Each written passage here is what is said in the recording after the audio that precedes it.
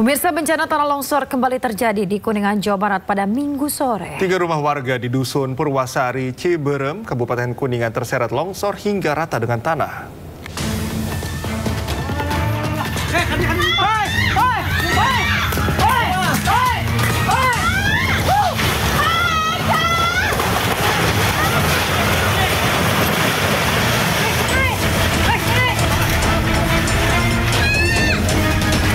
Tiga rumah warga di perumahan Swadaya, Desa Cimara, Kecamatan Ciberem, Kuningan, amblas terseret tanah longsor sejauh 50 meter pada Minggu sore. Longsor diduga akibat tanah perbukitan yang labil dan tidak kuat menahan resapan air hujan. Perumahan Swadaya ini berada di atas perbukitan dan merupakan relokasi untuk warga korban longsor sebelumnya. Tidak ada korban dalam peristiwa ini karena warga sempat menyelamatkan diri. Tadinya kan longsor, tahu, terus ada yang ngasih tahu keluar. Akibat peristiwa ini, 20 rumah lainnya terancam mengalami longsor. Mengantisipasi longsor susulan, petugas BPBD telah mengevakuasi 76 warga ke musola desa setempat. Semua 23 rumah plus yang 3 tadi yang terdampak tuh semuanya diungsikan. Sementara kita ungsikan tadi malam di masjid dengan jumlah jiwanya 76 orang dan alhamdulillah tidak ada korban jiwa. Sementara itu, untuk membantu kebutuhan logistik para pengungsi, petugas BPBD juga telah menyiapkan dapur umum. Dari Kuningan, Jawa Barat, Miftahul Ainus melaporkan. Pemirsa, hujan deras menyebabkan banjir di sejumlah daerah di Jember, Jawa Timur. Sebuah mobil terseret banjir hingga beberapa meter di kawasan kampus. Di Luwu Utara, Sulawesi Selatan, ribuan warga terancam kehilangan mata pencaharian akibat banjir. Sementara itu di Batubara, Sumatera Utara, banjir melanda sejumlah kecamatan.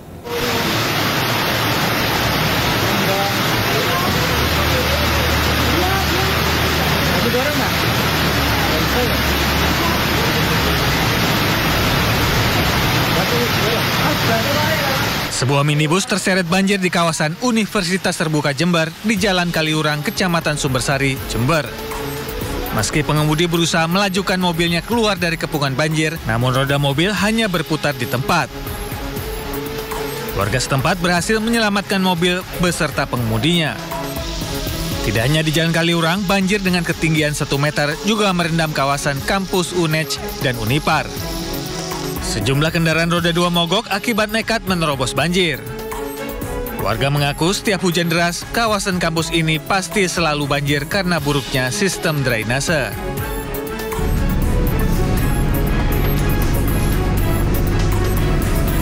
Sementara itu di Kabupaten Luwu Utara, warga di sejumlah desa harus beraktivitas di tengah genangan banjir. Sebagian warga memilih meninggalkan desa untuk mencari kehidupan di daerah lain. Namun ada warga yang bertahan hidup dari pertanian dan kini terancam gagal panen akibat banjir. Tingginya curah hujan, pendangkalan aliran sungai pasca banjir bandang 2020 membuat sejumlah tanggul sungai jebol hingga meluap ke permukiman warga. Kondisi begini apa keadaannya, kena banjir. Ini Pak, harapannya kepada pemerintah seperti apa Pak? Ya, untuk menanggulangi banjir ini Pak, secepatnya diselesaikan selama kehidupan masyarakat bisa kembali normal seperti dulu. Banjir melanda Kabupaten Batubara sejak Rabu 15 Januari 2025 lalu. Berdasarkan data BPBD Batubara, tercatat lebih dari 3.000 rumah warga tersebar di 5 kecamatan yang terdampak banjir dengan ketinggian air hingga sampai 1 meter. Selain merendam permukiman, banjir juga merendam badan jalan dan fasilitas umum seperti kantor pemerintahan dan gedung sekolah. Sejumlah bantuan pun telah diberikan kepada korban banjir. Pemerintah juga telah menyiapkan sejumlah posko pengungsian di sekitar lokasi banjir. Pemerintah Kabupaten Batubara telah menetapkan masa tanggap darurat bencana banjir selama 5 hari terhitung sejak Jumat 17 Januari 2025. Bahwasanya hari Jumat kemarin kita sudah menetapkan tanggap darurat untuk Kabupaten Batubara, yang mana ada beberapa kecamatan yang hari ini terdampak banjir akibat curah hujan, sehingga kita mengambil inisiatif instruksi untuk melakukan tanggap darurat. Banjir disebabkan meluapnya sejumlah sungai karena intensitas curah hujan yang tinggi. Tim Liputan iNews melaporkan. Kita beralih ke informasi lain, pemirsa. Direktorat Jenderal Imigrasi Kementerian Imigrasi dan Pemasyarakatan angkat bicara terkait video viral seorang warga negara Cina yang diduga melakukan suap dengan cara menyelipkan uang di dalam paspornya guna mendapatkan jalur hijau di Bandara Soekarno-Hatta.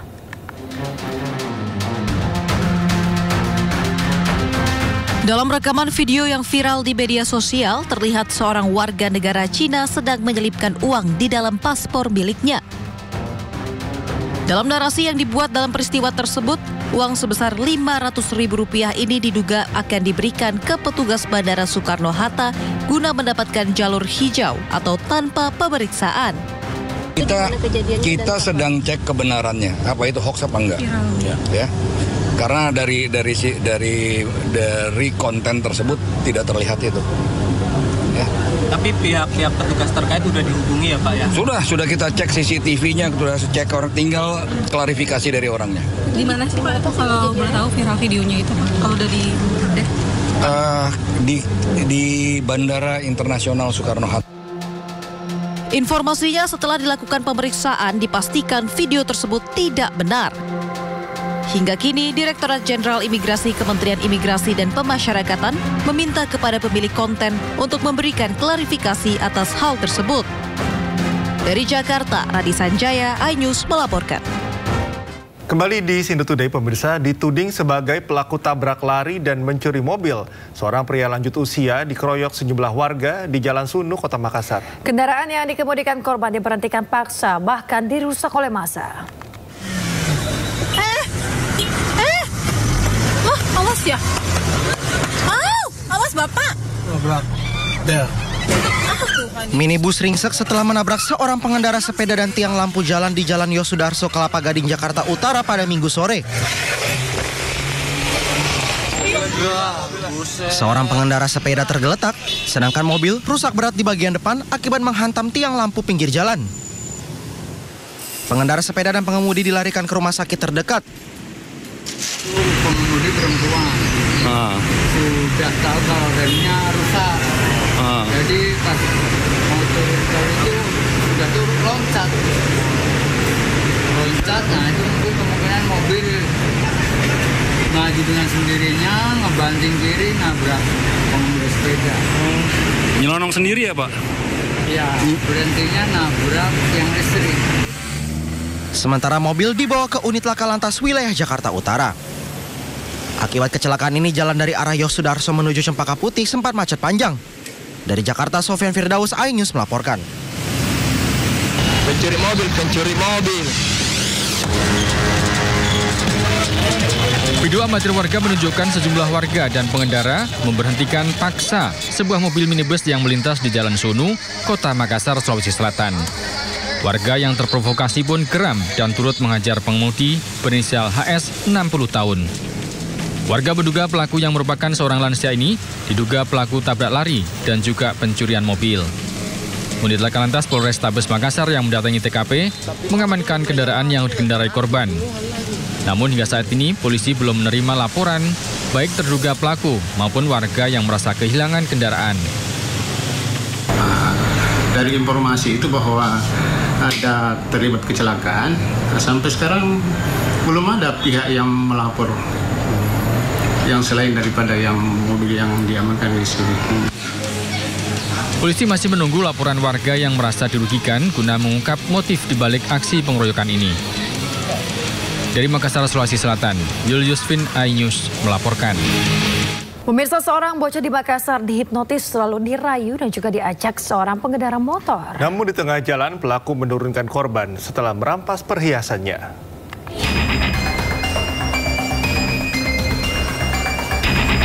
CCTV merekam seorang anak perempuan berinisial N 8 tahun menjadi korban hipnotis saat bermain dengan temannya di gang sempit Jalan Baji Minasa, Kecamatan Mariso, Kota Makassar, Sulawesi Selatan.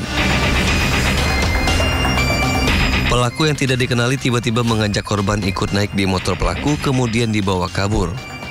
Namun sesampainya di Jalan Baji Minasa Dalam, pelaku menghentikan motor dan berpura-pura memperbaiki anting korban.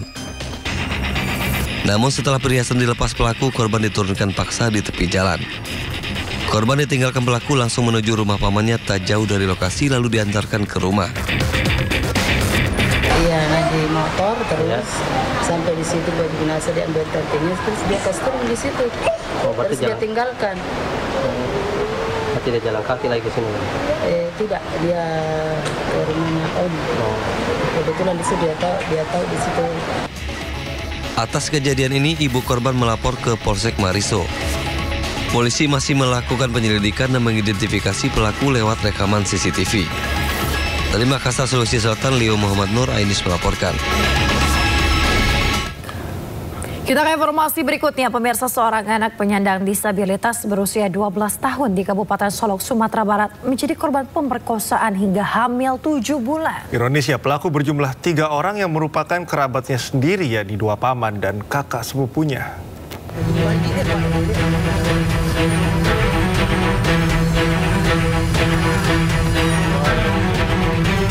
Tim Opsnal Satreskrim Polres Solok Kota menangkap 2 dari 3 pelaku pencabulan terhadap anak penyandang disabilitas. Kedua pelaku, yakni SAT berusia 20 tahun dan IK 19 tahun, ditangkap di rumahnya di kawasan Bukit Sundi, Kabupaten Solok. Mirisnya, kedua pelaku merupakan paman dan kakak sepupu korban. Kedua pelaku langsung dibawa ke Mapolres Solok untuk menjalani proses hukum lebih lanjut. Sementara itu, salah satu pelaku yang merupakan paman korban melarikan diri dan menjadi DPO jajaran Polres Solok Kota. Ketiga orang pelaku tega mencabuli P, 12 tahun penyandang disabilitas yang saat ini tengah hamil 7 bulan. Korban masih di bawah umur dan berkebelakangan mental dan sampai melahirkan. Informasinya pelaku ini masih ada hubungan keluarga dengan korban. Bagaimana informasinya, Pak? Hubungan korban dengan terlapor yang 2 orang mama kandung, yang 1 orang kakak seibu dengan korban, dan yang 1 orang masih buron. Atas perbuatannya, tersangka dijerat dengan pasal pencabulan dan Undang-Undang Perlindungan Anak dengan ancaman hukuman 10 tahun penjara. Dari Kabupaten Solok, Sumatera Barat, Budi Sunandar, iNews melaporkan. Pemirsa, area kantin Museum Satria Mandala, Mampang Perapatan, Jakarta terbakar. Kebakaran diduga akibat korsleting pada mesin pemanas air yang diduga terhubung ke listrik. Semprot, Pak, semprot! Udah kenceng, Pak, apinya, Pak, semprot!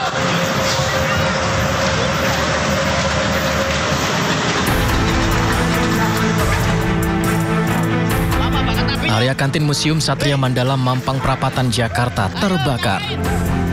Saat kejadian, kondisi kantin sedang tidak beroperasi. Namun Museum Satria Mandala tetap beroperasi menerima pengunjung. Asap pekat sempat menyulitkan proses pemadaman yang dilakukan petugas pemadam kebakaran. Sebanyak 11 unit mobil pemadam dan 32 personil dikerahkan untuk padamkan api. Kebakaran diduga karena korsleting listrik pada mesin pemanas air. Api berhasil dipadamkan 30 menit kemudian. Dugaan sementara dari analisa kami tadi di TKP, tapi masih dalam pendalaman lebih lanjut lagi. Dugaan kami dari ruang dapur kantin yang indikasinya adalah arus pendek dari pemanas air. Dari pemanas air itu. Kebetulan kantin itu kan kondisinya tertutup, Pak, tertutup. Jadi tidak ada saksi mata yang melihat langsung kejadian tersebut. Meski bagian kantin ludes terbakar, namun api tak sampai menjalar ke area museum. Tidak ada korban jiwa maupun luka dalam peristiwa ini.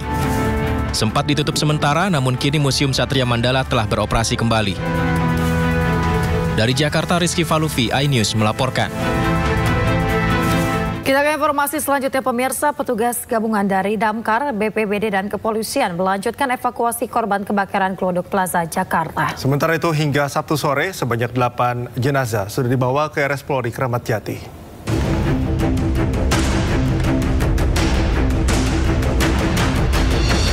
Petugas gabungan dari Damkar, BPBD, dan Kepolisian melanjutkan evakuasi korban kebakaran Glodok Plaza, Jakarta. Kepolisian memastikan akan menggelar olah TKP kebakaran untuk mendalami penyebab kebakaran. Nantinya pihak kepolisian akan melibatkan pusat laboratorium forensik untuk menyelidiki penyebab kebakaran tersebut. Dalam peristiwa ini, korban hilang dilaporkan mencapai 14 orang. 8 sudah ditemukan, sementara 6 lainnya masih dalam pencarian.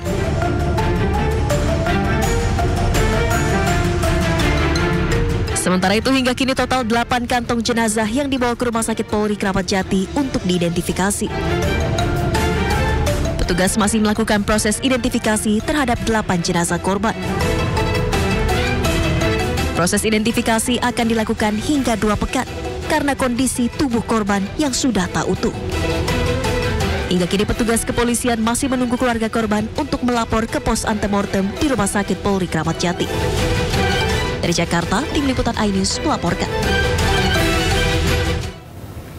Pemirsa, keluarga korban kebakaran Glodok Plaza Jakarta Barat kembali mendatangi RS Polri Kramat Jati pada Minggu siang. Mereka menyerahkan data antemortem korban yang diperlukan untuk mengidentifikasi korban.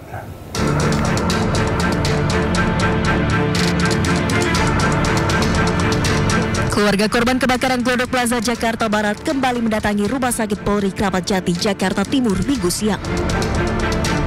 Mereka adalah keluarga dari Sinta Amelia dan Dian Cahyadi. Pihak keluarga datang untuk melengkapi data antemortem berupa data diri korban dan melakukan pengambilan sampel DNA melalui air liur.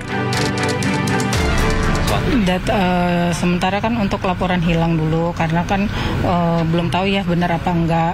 Yang jelas saya nyerahin foto-foto kakak sama sampel DNA. Iya, liur aja. Karena kemarin kan sudah menyerahkan data-datanya. Kemarin adik saya sudah kayak baju gitu, terus baju yang terakhir dilihat apa, terus sama pakaian aksesoris apa yang dipakai terakhir itu ya.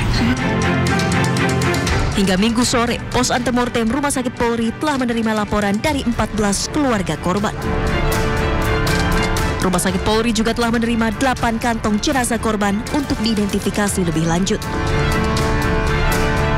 Proses identifikasi dilakukan dengan membandingkan data postmortem atau data jenazah dengan data antemortem, yakni data saat korban masih hidup. Data tersebut berupa sidik jari, gigi, DNA, golongan darah, rekam medis, dan ciri fisik yang ada pada korban. Dari Jakarta, Galuh Pandu, Zulkarnain, iNews melaporkan. Sementara itu pemirsa, Kadif TVI Rumah Sakit Polri Kramat Jati Kombes Ahmad Fauzi menyatakan pihaknya kesulitan mengidentifikasi korban karena umumnya sudah tidak utuh. Jadi gini, kesulitan yang kita hadapi saat ini adalah pertama karena kondisi korban yang cukup parah ya, dalam arti ini terbakar serius sampai ya kita ketahui bahwa sulit untuk kita kenal secara visual. Kemudian yang berikutnya adalah karena ini open disaster di mana siapa yang menjadi korban, jumlahnya berapa masih kita belum jelas karena tempat ini kan tempat umum ya. Jadi yang masuk ke situ kita juga nggak tahu siapa. Bisa saja jumlah korban lebih dari 14 yang dinyatakan hilang karena tidak menutup kemungkinan ada korban yang sebenarnya ada di situ namun tidak ada keluarga yang melapor karena tidak ada keluarga yang sadar bahwa ada si korban di situ gitu ya. Baik, Pak, ini diinformasikan apakah benar sudah ada 5 jenazah yang sudah dilakukan pemeriksaan fisik? Kalau jumlah jenazah yang diperiksa dari kemarin kita ada 8 kantong jenazah ya. 8 kantong jenazah, bukan berarti ada 8 jenazah.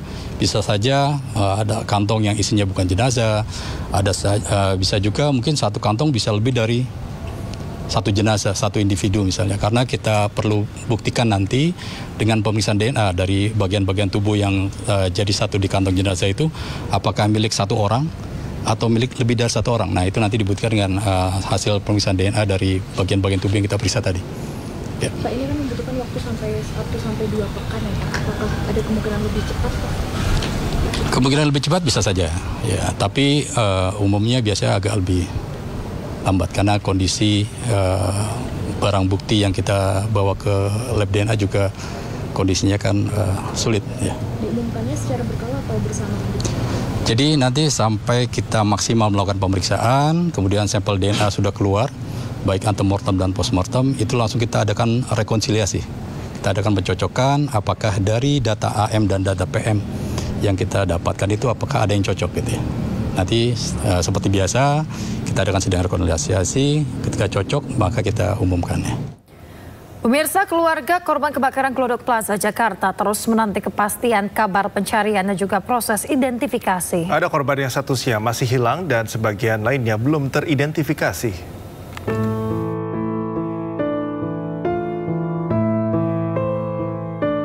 Peristiwa kebakaran Glodok Plaza Taman Sari, Jakarta Barat menyisakan duka bagi pihak keluarga yang kehilangan anggota keluarganya. Jauh hari tak dapat menyembunyikan kesedihannya. Istrinya, Ade Aryati, yang bekerja sebagai kasir di lantai 9 Glodok Plaza, hilang tak berkabar. Masih lekat dalam ingatannya, sang istri sempat memberi nasihat untuk selalu hati-hati saat bekerja sebelum kabar Glodok Plaza terbakar. Ade Aryati sempat berkirim pesan bahwa tempatnya bekerja tengah terbakar. Usai menerima telepon, Jauh hari melesat ingin segera menjemput dan memastikan istrinya baik-baik saja. Namun sesampainya di lokasi, api tengah berkobar dan menghanguskan Glodok Plaza. Sejak itu, Johari pun tak dapat melacak keberadaan istrinya. Kini ia tengah berupaya mencocokkan data dengan para korban yang masih diidentifikasi di Rumah Sakit Polri Kramat Jati. Saya berharap sih dia masih ada, Pak. Karena dia keluar rumah itu niatnya kerja. Dia bantu saya cari nafkah. Kalau untuk anak, Bang, anak sih nanya mulu, bunda mana? Kemudian saya bilang, lagi lembur. Ya emang. Edi Sunarso alias Sony bersama keluarganya baru saja kembali dari Jakarta setelah menjalani proses pemeriksaan DNA. Sony merupakan ayah dari Osima Yukari, pramugari asal Kendal yang menjadi korban kebakaran di Glodok Plaza, Jakarta. Karena proses identifikasi yang bisa memakan waktu hingga 7 hari, rombongan keluarga pun terpaksa kembali ke kediamannya di Desa Wonosari, Kecamatan Patebon, Kabupaten Kendal, Jawa Tengah, sembari menunggu kepastian kabar jenazah anaknya. Seniman asal Kendal ini hanya bisa pasrah dengan nasib putrinya, namun ia tetap mendoakan yang terbaik. Ia pun berharap proses identifikasi bisa selesai lebih cepat, sehingga jenazah putrinya bisa segera dibawa pulang ke Kendal untuk dimakamkan. Pati uripe manusia ora saka tangane manusia tapi saka kersane Gusti Allah. Ya aku nek njaluk mbok padha-padha mati mbok jangan setragis itu kok ngono to. Terus aku sendiri bayangke wah anakku kok kobo, kok mengisap-asap seperti itu, kok keberkan puing-puing. Bayangin seperti itu, wah betapa tragisnya. Jadi wong mati kan, ya semoga masih urip di mana tempatnya tak lacake, kalau sudah meninggal ya semoga secepatnya diselesaikan, tak rawate, tak doake, mau di tempat bisa berada di sisi Tuhan yang Maha Kuasa dengan baik. Kebakaran Glodok Plaza menyisakan duka bagi keluarga korban. Hingga kini tim evakuasi dan identifikasi masih terus bekerja mencari dan memastikan para korban. Pemirsa, minibus terjun ke jurang saat hendak keluar dari pondok pesantren di Bogor, Jawa Barat. Ya, naas minibus timpa rumah warga dan menewaskan seorang lansia.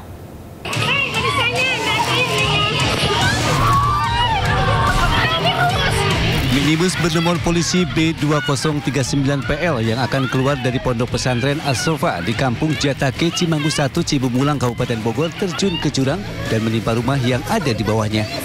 Satu orang lansia yang tengah duduk di pekarangan rumah tewas tertimpa mobil. Selain menelan korban jiwa, rumah korban pun mengalami rusak berat. Menurut keterangan polisi, kejadian tersebut bermula saat salah satu pengurus pondok pesantren akan keluar menggunakan minibus.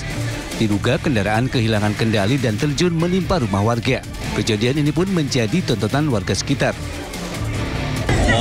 Keluar mobil, cuma karena mati mesinnya mati, akhirnya didorong sama santri yang lain, akhirnya mesin mobil kembali nyala, dan si pengendara kurang menguasai kendaraan tersebut, akhirnya dia langsung ngegas dan menabrak satu rumah dan korban meninggal dunia.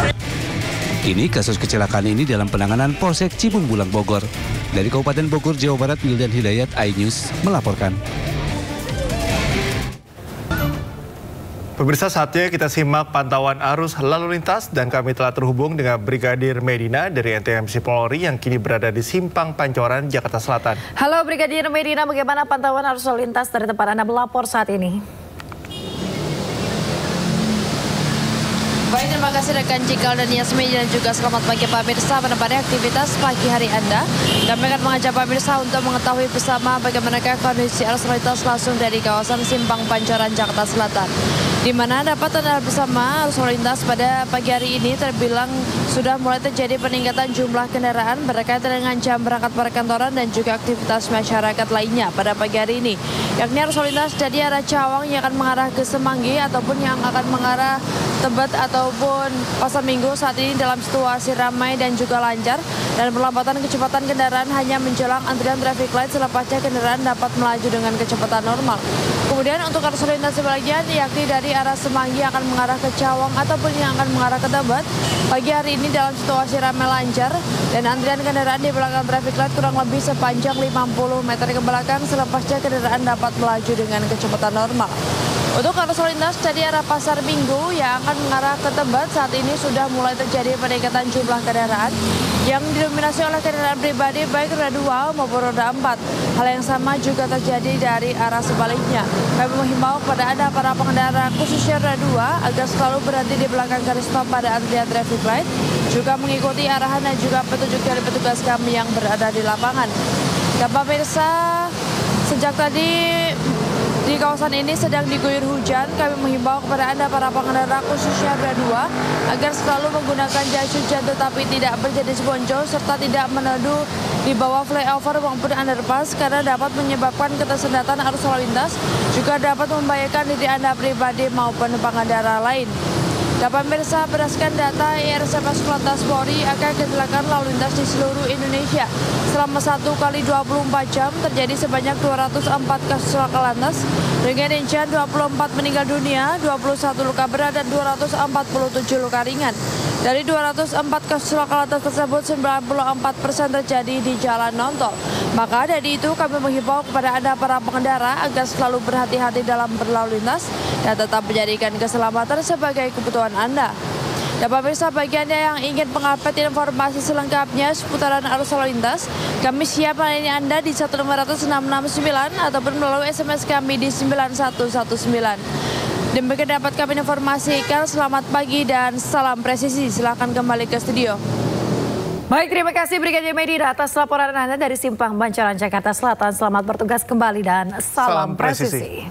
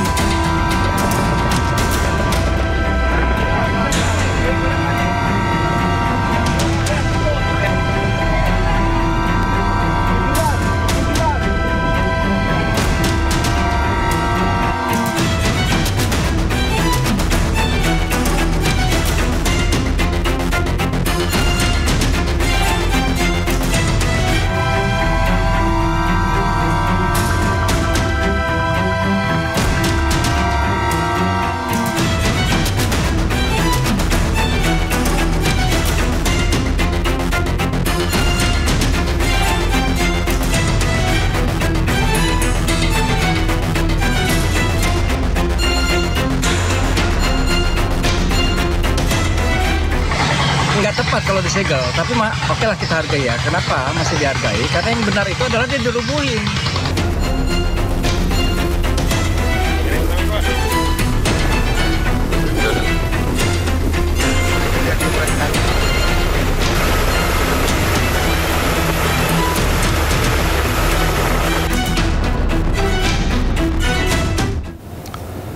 Pembongkaran pagar laut di kawasan Tanjung Pasir, Tangerang saat ini ditunda sementara. Hal ini dikarenakan pembongkaran di hari pertama mengalami sejumlah kendala dan tengah dievaluasi.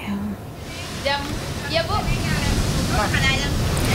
Pemirsa, pembongkaran pagar laut di kawasan Tanjung Pasir, Tangerang yang melibatkan pangkalan utama TNI Angkatan Laut dan masyarakat setempat saat ini ditunda sementara.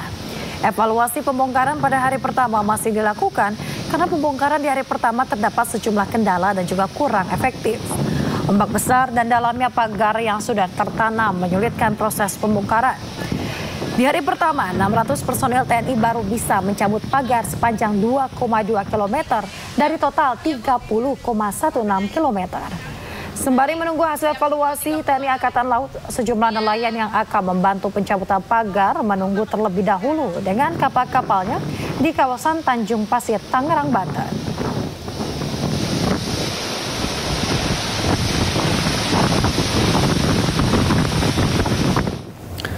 Sementara itu pemirsa, Kadis Pedal Laksma Imade Wirahadi Arsanta menyebut proses pembongkaran pagar laut ini akan memakan waktu paling cepat hingga 10 hari tergantung kondisi cuaca. Selamat pagi pemirsa sekalian, saya sampaikan untuk pelaksanaan pembongkaran hari ini alhamdulillah berjalan lancar. Target kita untuk hari ini itu 2 km untuk membuka jalur. Targetnya untuk membuka jalur biar nelayan bisa melaut, menangkap ikan. Dihadapkan dengan kondisi cuaca saat ini, memang ada kesulitan-kesulitan, tapi insya Allah mohon didoakan biar cuacanya bersahabat, biar bisa lebih cepat melaksanakan pembongkaran. Demikian. Pak, mungkin rencana ini estimasi akan selesai rampung dalam waktu berapa hari, dan mungkin untuk mekanismenya pembongkarannya nanti menggunakan sistem seperti apa Pak ini nantinya Pak? Baik. Kita pagi ini ada 2 takbut kita, cuma karena kondisinya surut, draftnya lautnya terlalu dangkal, hanya 1,2 sampai 1,4 meter, 1,2 sampai 1,5 meter. Harapannya kalau memang bisa, kondisinya hanya bisa kita menggunakan nelayan sama rip, skoci karet. Jadi tujuannya biar lebih aman untuk unsur-unsur kita yang membantu penarikan pembongkaran. Harapan kami juga nanti mudah-mudahan nelayan makin banyak bergabung bersama kami untuk melaksanakan pembongkaran. Artinya memang nanti masyarakat pesisir pantai juga turut dilibatkan atau seperti apa Pak? Iya, kita turut libatkan masyarakat pesisir untuk membantu mempercepat pembongkaran. Oke, ya. Pak. Targetnya paling cepat itu 10 hari paling cepat. Dihadapkan dengan cuaca ya. Tapi kalau cuacanya bergelombang seperti sekarang, ya mungkin teman-teman wartawan juga udah ngerasakan hari ini. Ya. Oke, Pak, ini kan memang dari limbahnya sendiri Pak, dari tadi bangkai bambu-bambunya itu nantinya apakah dibawa ke bibir pantai atau mungkin akan dimanfaatkan atau seperti apa, atau justru dibiarkan begitu saja di laut Pak? Untuk saat ini kita masih belum memikirkan untuk itu ya. Apakah nanti ditampung atau diolah lagi targetnya, karena kita masih memikirkan bagaimana membuka jalur yang 2 km ini. Kalau lihat cuacanya seperti ini otomatis akan ke pantai semua kayu-kayunya, otomatis, tapi nanti dikumpulin dari satu tempat. Di tengah proses pembongkaran pagar laut oleh TNI Angkatan Laut dan Nelayan, Menteri Kelautan dan Perikanan Sakti Wahyu Trenggono justru meminta pagar laut jangan dicabut. Ya, berbanding terbalik dengan perintah Presiden Prabowo Subianto, Menteri KKP berpendapat pagar bambu tersebut harusnya bisa menjadi barang bukti untuk memudahkan penyelidikan. Kalau nyabut kan gampang ya, tapi kan nyabut juga seperti kemarin misalnya saya mendengar berita ada pembongkaran oleh institusi Angkatan Laut, terus saya nggak tahu, harusnya itu barang bukti. Setelah dari hukum sudah terdeteksi, terbukti. Sementara itu, nelayan di pantai Tanjung Pasir, Kecamatan Teluk Naga, Kabupaten Tangerang bersyukur atas dibongkarnya pagar laut. Sebab keberadaan pagar laut telah menyulitkan nelayan dalam mencari ikan. Sebelumnya, nelayan juga mengaku sulit untuk mengadu. Namun setelah viral dan menjadi sorotan media, pagar laut akhirnya dibongkar. Nelayan pun berharap pagar laut sepanjang 30,16 km ini bisa dibongkar seluruhnya agar aktivitas melaut bisa kembali normal. Cara menggagak. Kami pernah lihat aja. Akhirnya sampai tercapai seperti kayak sekarang, bisa adanya pembongkaran itu. Sebelumnya benar-benar sangat alot. Kita melapor sana sini pun itu nggak ada tanggapan. Apalagi dari pihak kepala desa. 1-2 kali kita diketemuin, 2-3 kali, ke-4 kali itu kita ditinggal. Nggak ada tanggung jawabnya. nggak ada respon. Apa yang diarahin ke kita itu nggak ada sama sekali. Ya, pemirsa, terkait dengan akhir-akhirnya polemik aturan poligami di lingkungan pemerintah Gubernur Jakarta, yang mana peraturan Gubernur Jakarta nomor 2 tahun 2025 soal tata cara pemberian izin perkawinan dan juga perceraian ini menuai kontroversi di masyarakat. Ya, sedang rame-ramenya di media sosial di seluruh platform begitu karena sejumlah pihak ini menyatakan tak setuju dengan aturan ini. Namun PJ Gubernur Jakarta berpendapat aturan poligami bagi ASN dibuat untuk melindungi keluarga ASN. Aku lagi mau spill salah satu pergub yang baru diterbitkan oleh PJ. Artis sekaligus anggota DPR RI Rieke Diah Pitaloka mengkritik tajam keputusan pemerintah Provinsi Jakarta yang mengeluarkan peraturan Gubernur nomor 2 tahun 2025 tentang tata cara pemberian izin perkawinan dan perceraian. Pergub yang ditetapkan pada 6 Januari 2025 dan diteken PJ Gubernur Jakarta Teguh Setiabudi ini mencakup berbagai ketentuan termasuk izin poligami. Lantas bagaimana tanggapan masyarakat soal aturan ASN pria di Jakarta yang boleh memiliki lebih dari satu istri? Kaget banget sih ya, baru dengar juga, jadi kayaknya nggak bijak sih menurut aku ya. Nggak perlu juga ada keputusan kayak gitu, karena sebagai wanita sih nggak menghormati banget gitu. Ini kan urusan privat, harusnya nggak usah dibikin peraturan-peraturan gitu ya. Kurang setuju sih dengan poligami kayak gitu. Ya nggak boleh lah, dari dulu juga nggak boleh. Dari zamannya Soeharto jadi presiden sudah ada peraturannya kalau poligami tidak boleh. Nggak setuju. Ngapain ya negara ngurusin pribadi orang gitu sih. Oh, tadi masih namanya. Iya, banyak yang bisa diurusin lah dibanding ngurusin pribadi orang masing-masing gitu. Menanggapi peraturan itu, penjabat Gubernur DKI Jakarta Teguh Setiabudi mengatakan peraturan tersebut tidak bermaksud mengizinkan ASN untuk berpoligami, namun dibuat untuk melindungi keluarga ASN. Teguh mengatakan sebelum diterbitkan, peraturan itu sudah digodok sejak tahun 2023 lalu dengan pihak-pihak terkait. Menurut Teguh, peraturan itu juga sudah merujuk pada aturan-aturan yang sebelumnya ada. Itu bukanlah hal yang baru, karena kami juga mengacu kepada peraturan pemerintah yang sudah terbit terdahulu. Semangatnya adalah untuk melindungi keluarga ASN. Dengan cara apa? Dengan cara memperketat aturan terkait perkawinan maupun perceraian. Bukan malah sebaliknya, seakan-akan kami dari pemerintah provinsi mengizinkan untuk poligami. Tolong itu, apalagi kemudian dengan suatu kriteria saja, misalnya berpenghasilan cukup. Tidak seperti itu, jauh dari hal itu. Dari Jakarta, Tim Liputan iNews melaporkan. Pemirsa, sejumlah kegiatan dilakukan Presiden terpilih Amerika Serikat Donald Trump jelang pelantikannya sebagai presiden. Di antaranya adalah menemui pendukung dan juga sejumlah pengusaha. Salah satunya adalah Haritanu Sudibyo, Eksekutif Chairman MNC Group.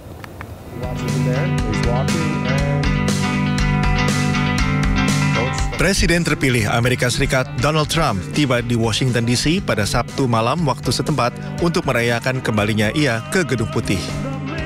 Trump tiba bersama keluarganya disambut meriah dengan pertunjukan kembang api dan dihadiri 500 tamu undangan. Setibanya di Washington DC, Trump melakukan sejumlah kegiatan, di antaranya adalah menemui pendukungnya dan sejumlah pengusaha. Salah satu pengusaha yang ditemui Trump adalah Eksekutif Chairman MNC Group Haritanu Sudibyo.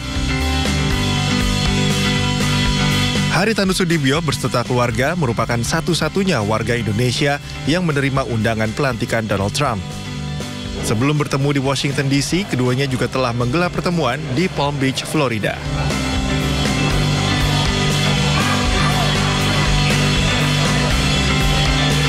Sejumlah kegiatan langsung dilakukan oleh Presiden terpilih Amerika Serikat Donald Trump. Sebenarnya kegiatan ini sudah dilakukan sejak di Florida, Palm Beach, tempat kediaman dari Donald Trump. Ya. Kegiatan apa yang dilakukan oleh Donald Trump? Yaitu menemui sejumlah pendukungnya dan juga sejumlah pengusaha-pengusaha atau pebisnis-pebisnis yang punya kerjasama erat dengan Donald Trump. Eksekutif Chairman MNC Group Haritanu Sudibyo itu mendapat kesempatan 2 kali secara pribadi ya, private, bertemu dengan Donald Trump pada saat di Florida. Dan pada saat di Washington DC, ia bertemu 3 kali sampai nanti pada tahap pelantikan yang berada di Rotunda.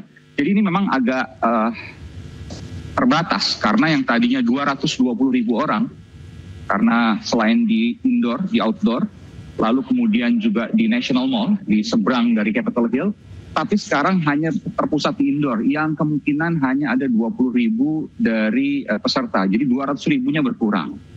Dan salah satunya adalah tadi yang saya sebutkan, Executive Chairman MNC Group, Haritanu Sudibyo, yang juga melakukan pertemuan secara private, pribadi pada beberapa hari lalu di Florida, di Palm Beach, dan kemudian di Washington juga 3 kali. Dan ini ada hal yang menarik juga, jadi Executive Chairman MNC Group Haritanu Sudibyo adalah satu-satunya pihak WNI, ya selain dengan keluarganya tentu, yang mendapat undangan di pelantikan atau inaugurasi Presiden terpilih Amerika Serikat ke-47, yakni Donald J. Trump. Dalam kesempatan ini, Haritanu Sudibyo beserta keluarga juga bertemu dengan sejumlah pengusaha lainnya. Di antaranya adalah Chairman and Managing Director of Reliance Industries asal India, Mukesh Ambani, dan istrinya Nita Ambani. Selain bertemu Mukesh Ambani, Haritanu Sudibyo juga berkesempatan bertemu dengan CEO SoftBank asal Jepang, Masayoshi Son. Pelantikan Donald Trump sebagai Presiden ke-47 Amerika Serikat akan diselenggarakan di dalam ruangan Rotunda, Gedung Capitol Hill, Washington DC, karena cuaca dingin ekstrim yang melanda wilayah ibu kota Amerika Serikat. Dari Washington DC, Amerika Serikat, Aiman Wicaksono, iNews melaporkan. Pemirsa, pelatih timnas Indonesia periode 2019 hingga 2024 Shin Tae-yong mengisi waktunya dengan berbagai kegiatan usai diberhentikan oleh PSSI. Meski sudah tidak melatih skuad Garuda, pria asal Korea Selatan itu tetap berharap Indonesia bisa masuk Piala Dunia 2026. Ditemui saat syuting film di Subang, Jawa Barat, STY berharap Indonesia sukses dan bisa bermain di panggung Piala Dunia 2026. Ia pun berharap agar pembinaan usia dini di Indonesia terus berkembang. Shin Tae-yong menyebut menerima beberapa tawaran untuk melatih usai dirinya diberhentikan sebagai pelatih skuad Garuda. Namun ia menolak karena ingin beristirahat terlebih dahulu.